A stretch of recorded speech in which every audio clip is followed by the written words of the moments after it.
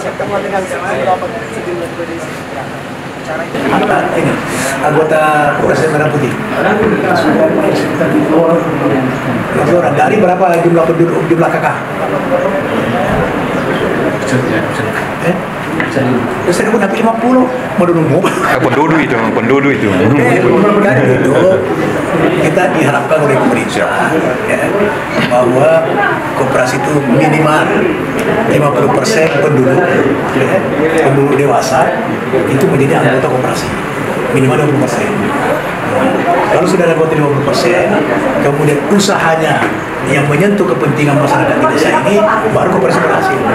Nah ini luar biasa Pak Prabowo itu. Ini belum pernah ada presiden seperti itu. Sekarang hampir semua distribusi itu diberikan ke koperasi putih. Nanti mau menyalurkan pupuk, menyalurkan gula, menyalurkan beras, menyalurkan tadi sebelah pokok, menyalurkan minyak goreng, LPG itu. Nah, dan tidak boleh ada pengusaha lain ya.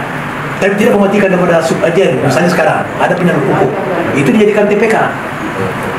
TPK itu tempat pelayanan koperasi. Saya Bismillahirrahmanirrahim. Assalamualaikum warahmatullahi wabarakatuh. Yang saya hormati Bapak Kepala Wilayah Kecamatan Mare, Pak Andi Muhammad, Pak Sekjam, Pak Dan Ramil, Pak Kapolsek, dan para desa se-Kecamatan Mare, ada 17 ya, 17 desa, dan kelurahan, ketua koperasi, pengurus koperasi Desa Merah Putih se-Kecamatan Mare yang saya hormati.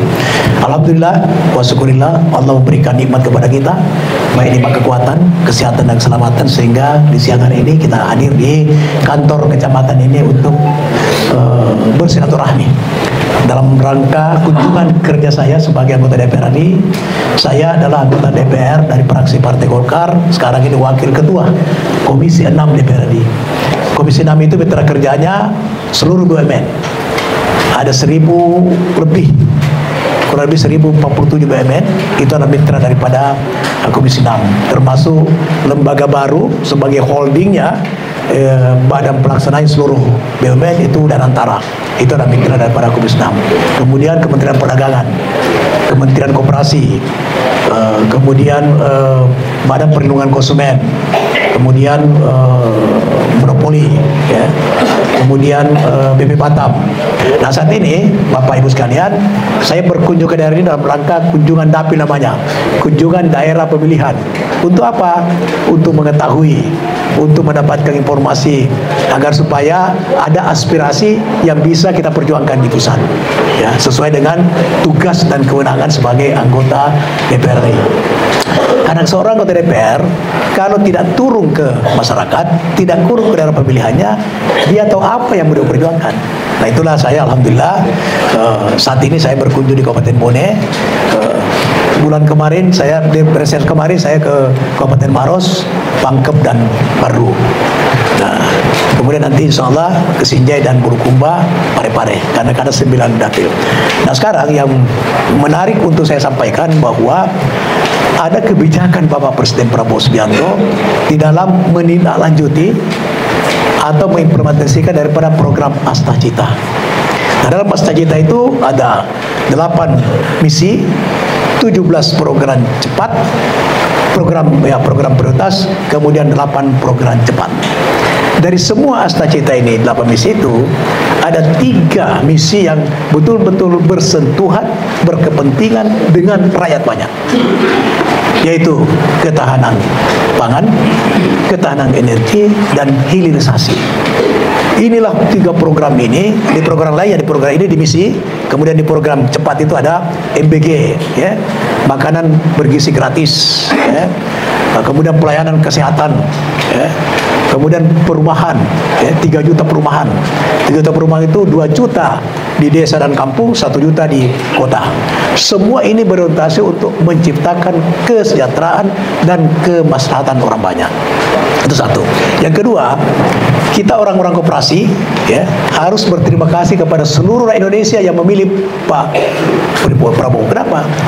Inilah pemimpin yang lahir untuk melaksanakan ekonomi konstitusi, ekonomi Pancasila. Apa itu ekonomi konstitusi Pancasila? Yaitu adalah Pasal 33 ayat 1, 2, 3, dan 4.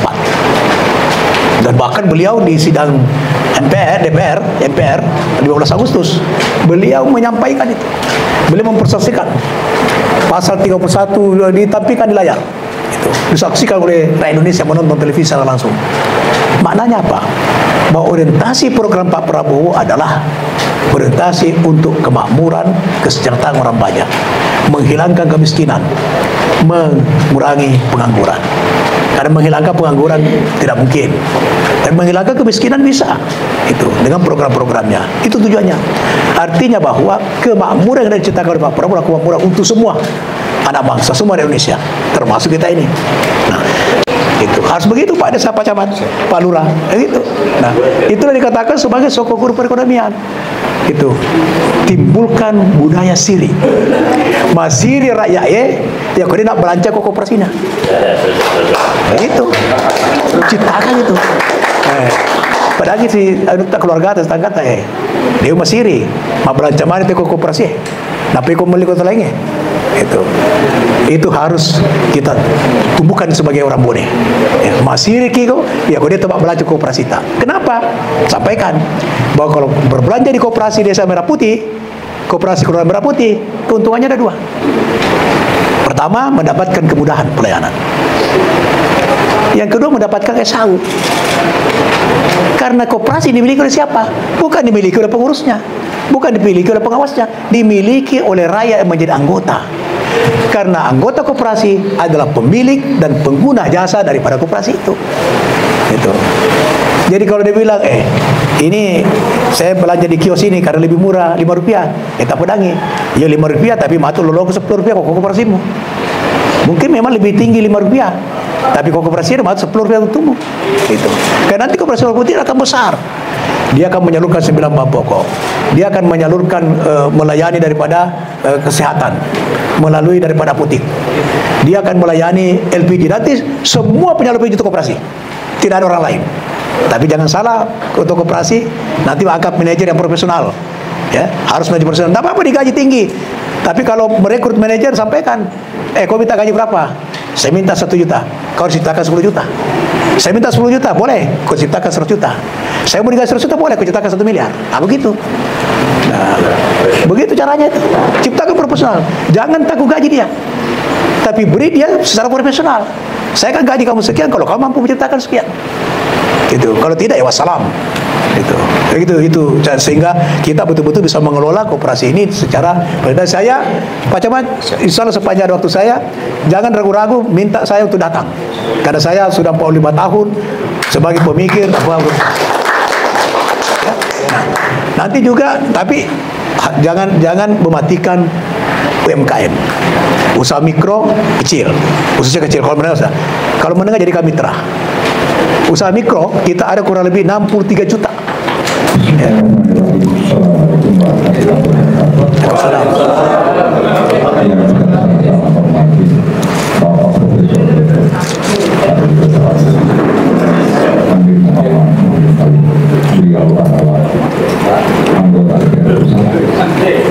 Maret suara tak kemarin 1.500 di mana? Di sini Pak, di Maret. Tempat tadi tuh 1.500. Tidak ada saja kerjasama kepada desa. Tidak ada saja kerjasama kepada desa. Apalagi kalau ada kerjasama.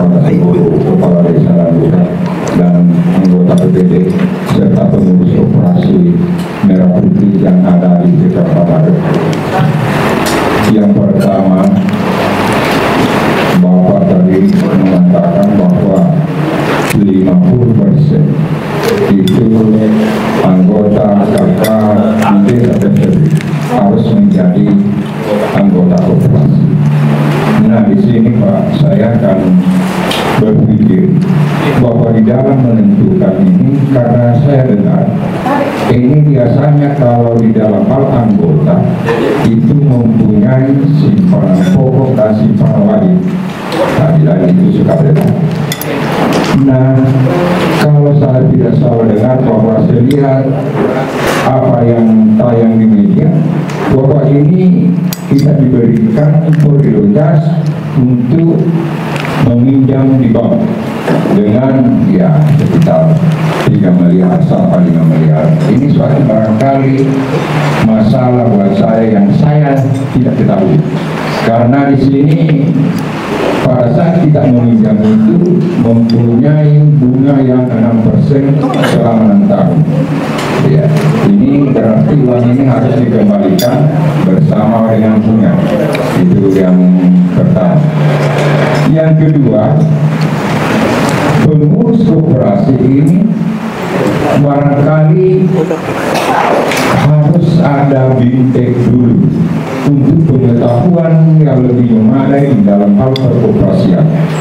Karena mereka yang sudah dilatih secara musyawarah dan mufakat sesuai dengan keputusan itu, alhamdulillah.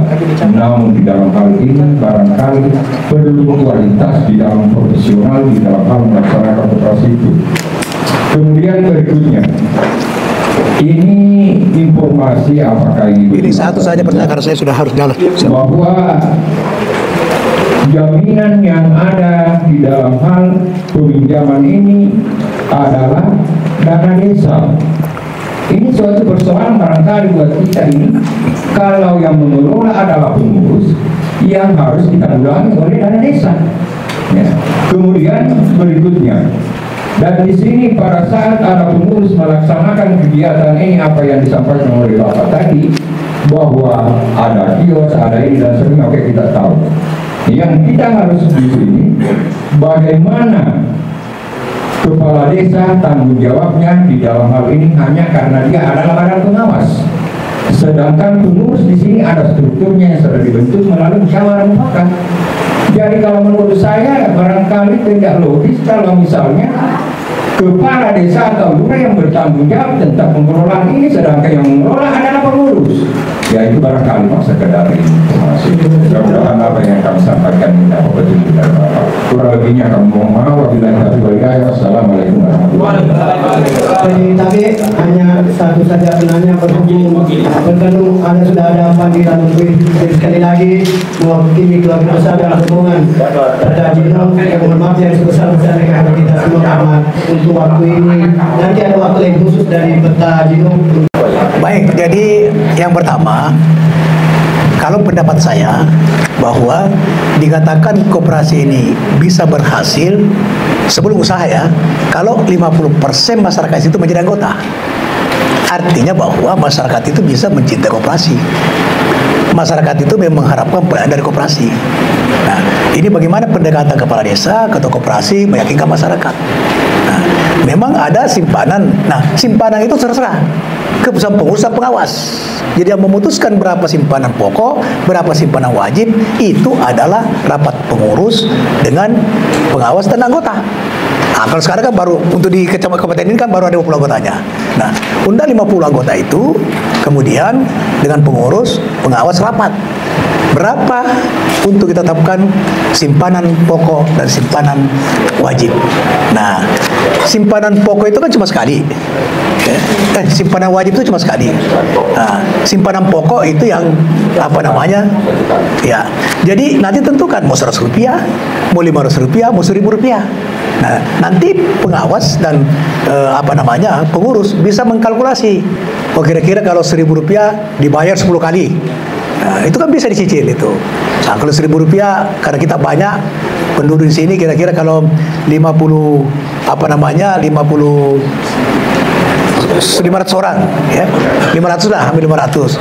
Nah, kalau 1000 rupiah 500.000 tidak punya arti untuk koperasi itu. Ya, jadi simpanan wajib, simpanan pokok diputuskan oleh rapat anggota. Rapat yang memutuskan itu baru diterapkan. Ya, kemudian pengawas itu fungsinya berat Pak. Sekalipun pengurus itu yang melaksanakan tugas, tapi peran pengawas sangat penting. Ya, pengawas harus hadir dalam rapat anggota yang menyetujui, ikut menyetujui daripada program pengurus. Jadi pengurus sebelum menjalankan itu, nah seperti sekarang sudah anggotanya, buat rapat anggota untuk pembahasan program apa yang sudah dijalankan selama tahun 2006. Kita menyuruhkan pupuk, berapa ton pupuk, berapa model dibutuhkan, kita menyalurkan gula, kita menyalurkan LPG, kita membuat gerai, membuat kios, ya, tokoh, waserda. Berapa model butuhkan, berapa waserda kita membuat, gitu. Nah, itu diputuskan. Nah, kira-kira berapa kebutuhan LPG, sebulan berapa, gitu. Itu diputuskan dalam rapat anggota. Baru dijalankan oleh manajer. Setelah dijalankan oleh manajer, pengurus tidak boleh intervensi, dia hanya mengawasi. Jangan pengurus menjadi pelaksana.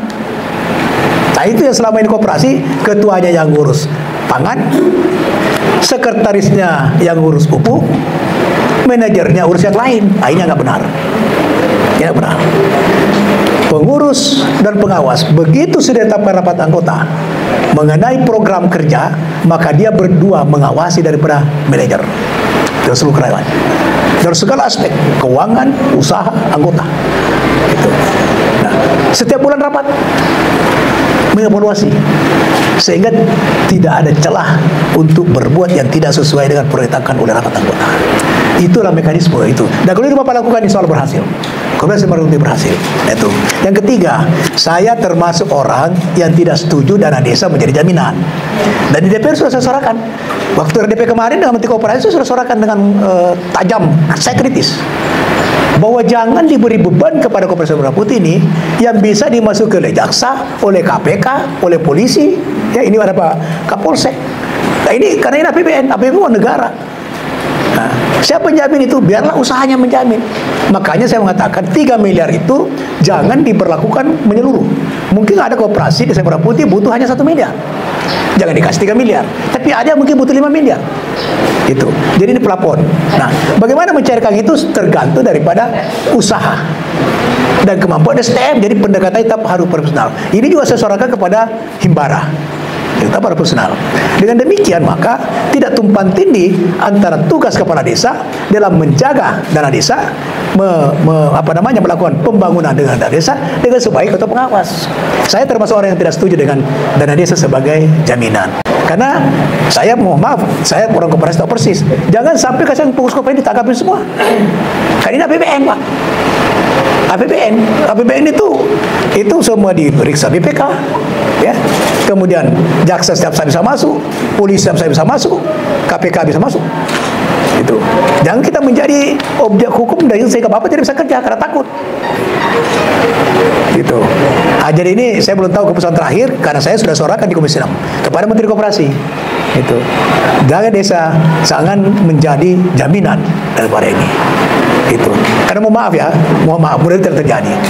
Bisa saja seorang kepala desa bilang, enggak apa-apa, nanti kan dari saya jamin. Oh iya, mari kita gunakan yang lain aja. Bisa saja. Itu. Siapa yang bisa tahu watak manusia 80.000 kepala desa? Tambah lurah. Iya kan, Pak? Jadi jangan kita membuka ruang, menurut saya, ya ini pendapat saya, jangan membuka ruang untuk kita memberi ruang kepada seseorang, kepala desa, lurah, untuk berbuat karena ada ruang. Justru kita sebenarnya, nah, menurut saya adalah dana desa jangan menjadi jaminan daripada dana 3 miliar itu. Karena dana desa peruntukannya lain. Gitu.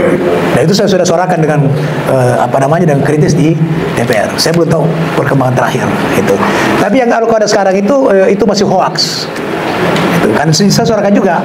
Itu bahwa ada pinjaman online, yaitu tanpa bunga, tanpa jaminan, hanya 30 menit sudah bisa cair, itu hoax.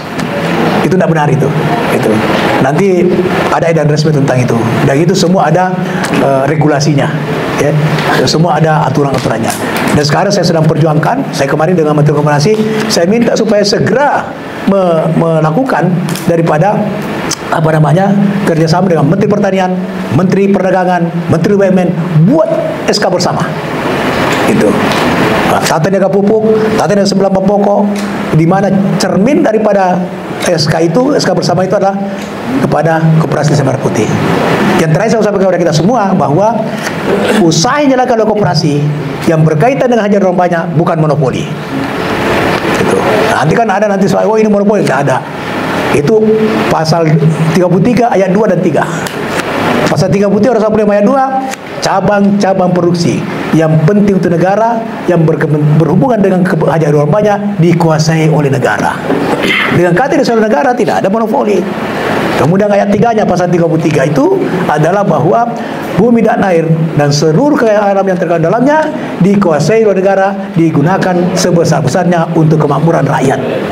Jadi ketika koperasi nyalurkan LPG, menyalurkan minyak goreng, itu bukan monopoli.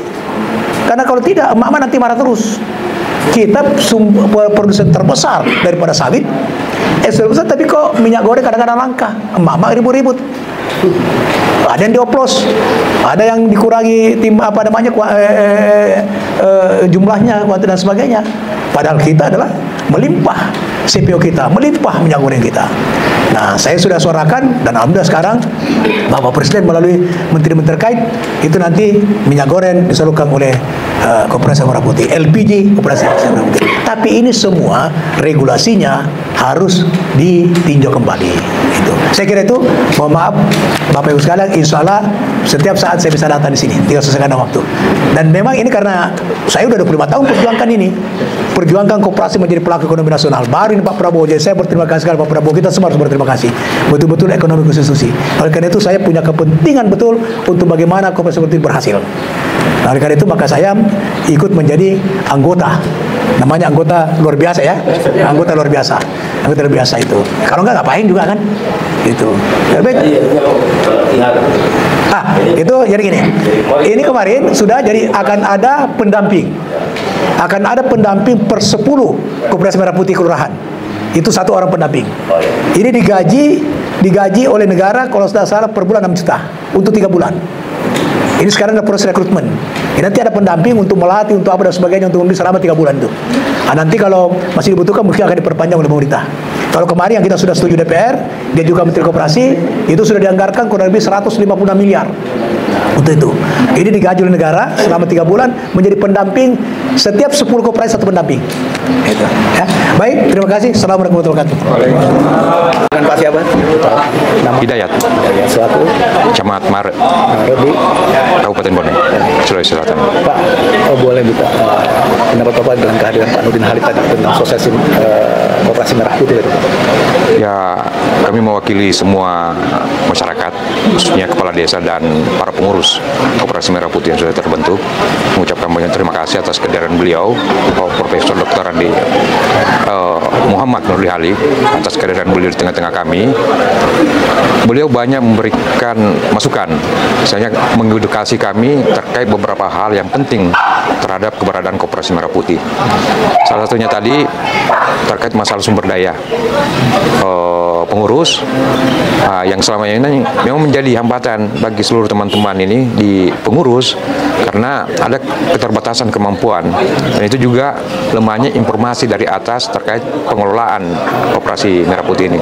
Jadi kehadiran beliau ini sangat bermanfaat sekali bagi kami, dan betul-betul memberikan edukasi khususnya kepada seluruh kepala desa di kecamatan kami dan seluruh pengurus Koperasi Merah Putih yang sudah terbentuk 17 desa 1 kelurahan di Kecamatan Maret Kabupaten Bone ini. Sebenarnya kendala-kendalanya apa aja sih? Ya, kendalanya selama ini kami karena kurangnya informasi terkait secara teknis pengelolaan.